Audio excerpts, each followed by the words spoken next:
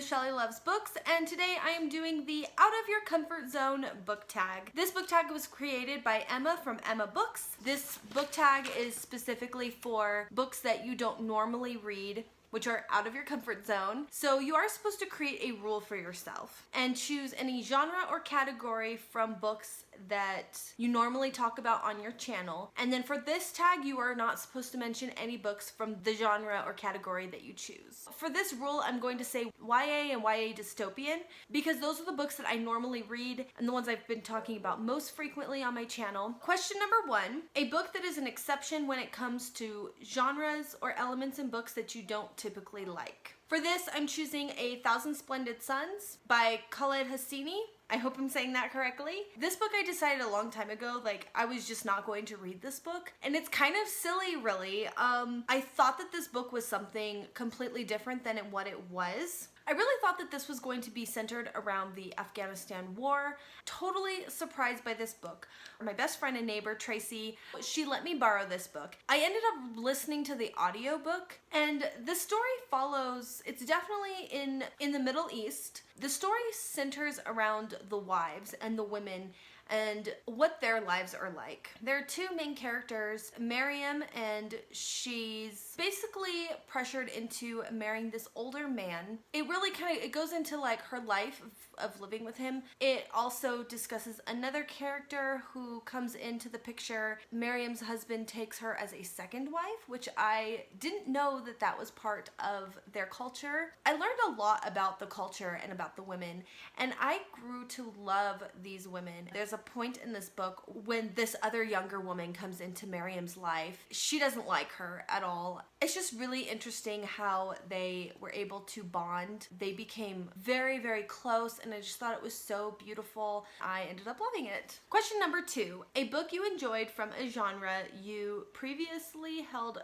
some stigma about. For this one, I'm just going to have to say the umbrella term contemporary. The book that I chose for this is No Fault in Your Stars, No Fault in Our Stars, sorry. I ended up getting rid of this book. Now, this one, I have a love-hate relationship with this book. I really enjoyed the writing, and I enjoyed the characters, and I enjoyed a lot of things about this book. It was just the topic at the end which makes me not like the book, and so I actually used this book for 2 of these questions. But I kind of have this stigma about contemporary, and I really don't know where that comes from because I don't have a lot of experience reading contemporary books. I don't have a whole lot to say on it except that there's a stigma that I have created in my brain that says I'm not going to like contemporaries, or they're going to be boring or anticlimactic. This particular contemporary book had a topic in it that will just not leave me, and makes me really sad. Overall, I enjoy the characters and I enjoy the writing, so I will be giving contemporary a little bit more of a chance. Question number 3, a book you didn't know was out of your comfort zone until you started reading it. This is a book that I just started. I'm listening to the audiobook, A Gentleman's Guide to Vice and Virtue by Mackenzie Lee. I don't know what I was expecting from this book. I didn't expect that it's a historical fiction. I also didn't know that this was an LGBTQ book. Okay, problems filming on your phone, people call you. Okay, so where was I? I was talking about, so this book, Gentleman's Guide to Vice and Virtue, Henry Montague, or Monty, he's a self-absorbed, spoiled lush. He has a secret crush on his very best friend, Percy, and since it is a historical, the fact that he has dark skin plays a big part in Percy's role in society, and it's very different from Monty's role because he's a spoiled rich white guy who's a lord. Actually, he's has a title, a lord. They go on this European tour with Monty's sister. Because of Monty's reckless behavior, this ruins their tour, and the 3 of them find themselves on the run. I'm actually having a lot of fun with this book. Henry's character brings back memories of reading The Catcher in the Rye about Holden Caulfield, which I never understood why that book was so beloved because it was really boring and anticlimactic. And Holden was not a likable character for me at all. But fortunately, Gentleman's Guide to Vice and Virtue is so much better, and I'm having a lot of fun with it. I love that there's an adventure element and some mystery because they find this like box, and so I cannot wait to find out what is worth killing for. And I hope I didn't give away too many spoilers on that. Question number 4. Pick a friend or booktuber that motivates you to pick up books that you might not normally be interested in. What's one book that they have convinced you to read? Well, first of all, my friend Tracy, again, she let me borrow this book, but I also wanted to give a big shout out to Emma from Emma Books, as she did create this tag, and she's a huge inspiration to me to start my YouTube channel. She has a lot of really cool recommendations. She knows exactly what books she likes to read and that she primarily reads and sticks to. So when she does do like wrap-ups and she reads a book that she doesn't normally like, she will say like, I don't normally read this kind of book, this is a historical fiction, or this is an adult book, but I really enjoyed this book. I think that kind of like motivates me. She kind of generally likes to read the same things that I like to read, but the fact that she enjoyed this other book really like inspires me to want to read that book too. So I have several books that I read because of Emma, but 2 of them I read was Winter Girls. This is about 2 best friends who compete to be the thinnest. This develops into a very serious mental illness. The main character develops anorexia and her best friend gets bulimia.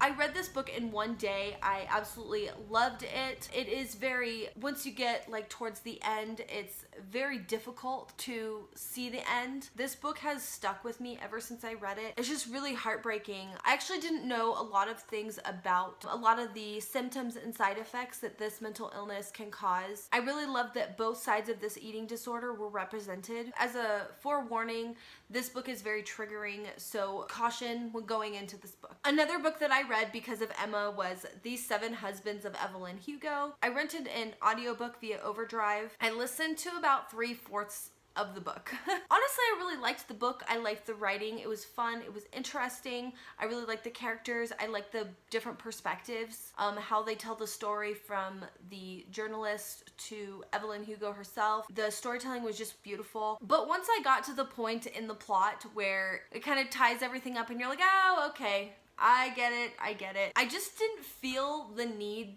to continue the book. I don't know why. I just didn't. I had a whole list of other things I wanted to read, and I just kind of got to that point where I was just like, okay, I understand the story, moving on. And that's kind of my feeling when I read books of that same style. I'm really glad that I gave 7 Husbands of Evelyn Hugo. That's a mouthful. You know, I'm glad that I gave it a chance, and I can add it to like my list of books to bring up for tags. While that's generally out of my comfort zone, it's probably gonna stay there. Question number 5. A book that is out of your comfort zone that you would like to read. Now, I actually have a lot, so I picked 3 from 3 different genres. The first one is a fantasy, a high fantasy, and this is also, yes, this has adult content. So this is an adult high fantasy book, and I have been dying to read a high fantasy book. This is my thing. I love fantasy TV shows and movies, and now I want to enjoy